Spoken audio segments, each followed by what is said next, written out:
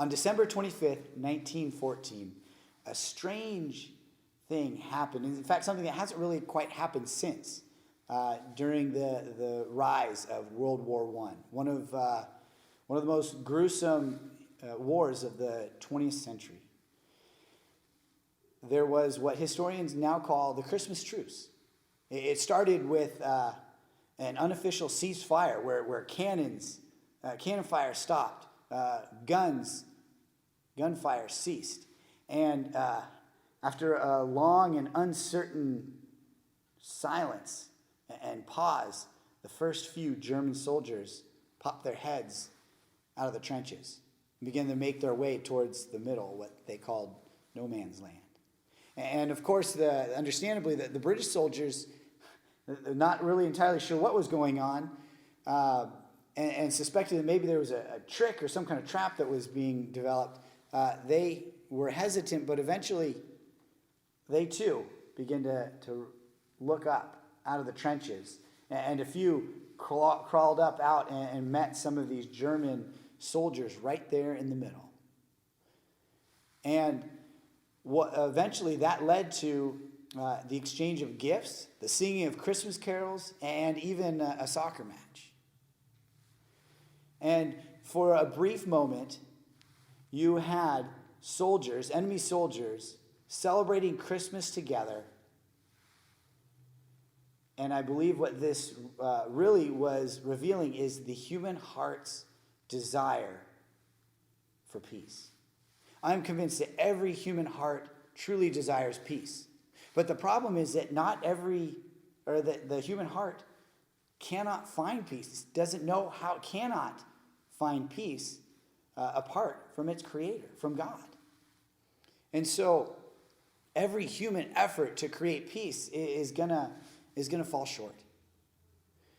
In fact, I think when we look at the world and the peace that the world has offered and experienced, it could fall into one of two categories, either superficial or forced.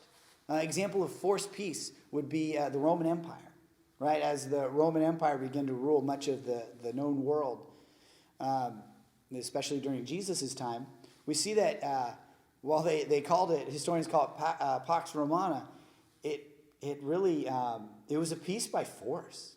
It was a peace that was maintained through violence and fear, that people, if they didn't comply with, would be simply eliminated. And then I would say other forms of peace that the world has offered us, it's often, I guess it would be related to this forced peace, but it's just a superficial peace where people, they go along with it, maybe by action or in appearance, but there's no heart change. And I think that's what really gets to the difference between the peace that the world offers and the peace that God offers. Because the peace that God offers, it starts in our hearts. It starts through faith in Jesus Christ and that bringing God's Spirit into our hearts, our souls, and beginning to change us and make us into the person He created us to be.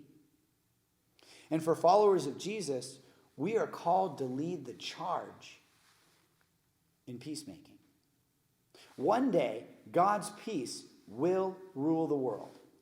But until then, as followers of Jesus, we are called to be peacemakers. My name is Andrew, and I'm really excited to be speaking for you. And we'll be looking at 1 Peter 3, verses 8 to 18.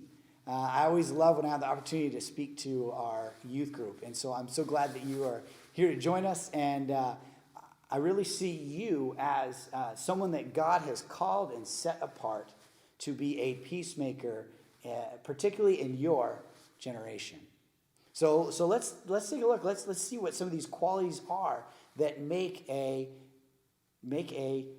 Jesus following peacemaker. And in fact, we're going to see that there are 3 God-anchored, Spirit-led, Jesus-lived qualities that make a peacemaker. So let's look at 1 Peter 3, verses 8 to 12. 1 Peter 3, verses 8 to 12. Finally, all of you, be like-minded, be sympathetic, love one another, be compassionate, and humble. Compassionate and humble. Those are the two words that we're going to focus on for this part here. Be compassionate and humble, which looks like, now in verse 9, do not repay evil with evil or insult with insult. On the contrary, repay evil with blessing. Right? Very, very much in line with what Jesus said in the Gospels about if someone strikes you or insults you, you just turn the other cheek. It says, repay evil with blessing, because to do this, you were called so that you might inherit a blessing. And then it goes on. For whoever would love life and see good days must keep their tongue from evil and their lips from deceitful speech. They must turn from evil and do good. They must seek peace and pursue it. Seek peace and pursue it. And really, one of the most effective ways to seek peace and to pursue it is to have God's peace in your heart, which is really our first point. Peacemakers have God's peace. Peacemakers have God's peace in them. And what that begins to develop, I should say, and by God's peace, I mean they have faith in Jesus. And that faith, it changes their heart. It brings them into a right relationship with God so that they have peace with God. And then that will extend to peace with the people that they interact with, people that they live with, the people that they spend time with. So it starts with peace between you and God, and then that will grow into peace between you and others. So peacemakers have God's peace. And if you want to change the world, it starts with having God's peace in you. And that peace in you is going to start to develop into two qualities, or two traits, character traits, that are compassion and humility. Compassion and humility. Compassion, it says it right there in the beginning in verse 8. It's kind of a sympathy or an empathy, the ability to put yourself in someone else's situation. In other words, to care.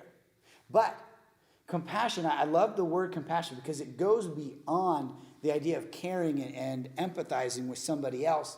It actually includes doing something about it, finding a way to help and taking action. So it's this, I guess you could say, kind of this emotional care followed by a physical care to help, some kind of action. So that's compassion.